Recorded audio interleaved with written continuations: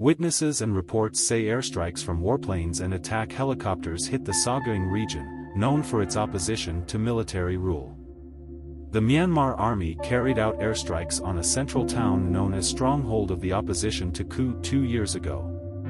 Witnesses and local media said dozens were killed and injured in Tuesday's attack, one of worst attacks since the military took control of country.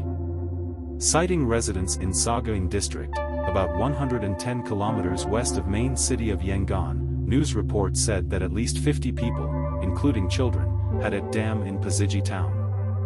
The airstrikes occurred as residents gathered for the opening of an administrative office, Tony Cheng of Al Jazeera reported from Bangkok, Thailand. At 7:35 a.m., jets attacked the crowd and were followed by Mi-35 helicopters, Cheng said, referring to a rescuer at the scene.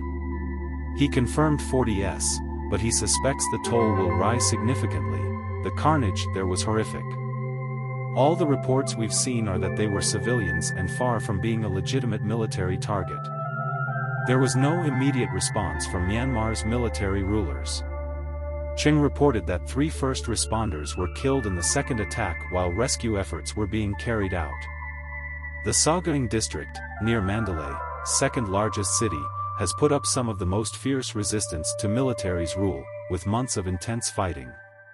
Uncensored circulating on social media, allegedly belonging to the attack, show corpses scattered among the ruins of houses. In one video, one person was heard saying, "We'll save you if we hear you scream. Please shout." Terrorists. Myanmar's armed forces have been accused of indiscriminate killing of civilians as it launched massive attacks to suppress armed resistance to its capture.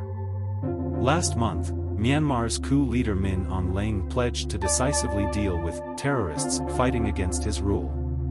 So far, the exact number of casualties is still unknown. "We don't have all the bodies yet," said the PDF member, who declined to be identified.